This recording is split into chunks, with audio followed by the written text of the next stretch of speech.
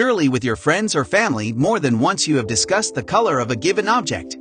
Maybe you see it green and your friend's brown, or you've talked about the pain that produces, for example, an injectable, and some speak of it as something almost unbearable, and for others, it is just a nuisance. At the end of those conversations, you will have realized that people perceive some things differently, even if they come from something external that is the same for each other. Philosophers have studied this phenomenon and have named it qualia. Join us in Super Curious to deepen this philosophical concept. Qualia, the subjectivity are perceptions. Had you thought about it? The qualia always refer to the subjectivity of perceptions and therefore refer to consciousness. We understand as consciousness the immediate knowledge that the subject has of himself, of his acts and reflections, and also the capacity of human beings to see and recognize themselves and to judge about that vision and recognition. Without consciousness, there would be no qualia. The understanding of qualia is one of the most important sections of the philosophy of the mind, and many philosophers believe that their existence cannot be explained by going only to neuroscience and cognitive science. For the philosophy, the qualia, in the singular qual, is the generic name that they take the subjective contents of the mind and correspond concretely to qualitative sensations and ideas. Examples of this are perceptions of concrete colors or feelings.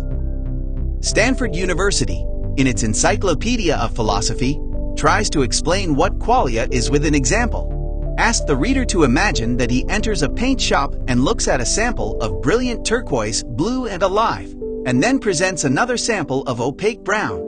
Surely the personal experience will be very different when observing the turquoise sample than the opaque brown.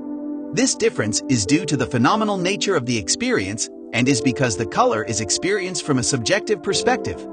If you analyze this phenomenal character of the experience, you will see that in it the person is aware of certain qualities. These qualities, of which we are aware when we analyze what we have felt and perform introspection of experience, are the qualia. Thus, qualia can be defined as the subjective qualities of individual experiences, and they are given as examples: the redness of the red, or the painfulness of the pain. Although some current philosophers discuss it, in general, they agree that for there to exist, we need direct or sensory experience.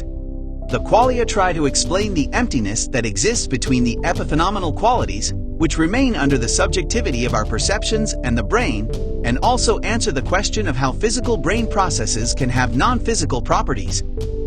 If one takes the qualia concept widely, practically no one denies its existence. But some philosophers discuss which mental states have qualia, if qualia are intrinsic qualities of the bearers, or how is the relation of these with the physical world. These discussions are aimed at determining and understanding how consciousness works in its nature, being the center of the problematic philosophical relationship mind-body. The American philosopher Daniel Dennett, one of the most outstanding philosophers of science in the field of cognitive sciences, has focused a part of his research and reflections on qualia. He has identified and specified 4 properties that qualia must have. So for him, qualia is ineffable, intrinsic, private, and directly apprehensible in consciousness. Let's see what each one of these properties means. Ineffable. This means that they cannot be communicated or learned by means other than direct experience. They are also intrinsic, which means that they are non-relational properties, that is, they do not change because of their experience of them related to other things. Dennett says they are private, and with this, he indicates that interpersonal comparisons of these are systematically impossible, and that therefore you cannot experience the qualia of another person. And finally, he tells us that they are directly or immediately apprehensible in consciousness. This means that when we experience a qual, we know that we are experiencing a qual, and we can extract all the information that is possible to know about it. Focusing on the philosophical part of the qualia is certainly difficult. However, it is very interesting to note that the experience we all have had of the qualia, when we realize that our perceptions are subjective, has been studied by philosophy and is one of the central themes of the philosophy of the mind.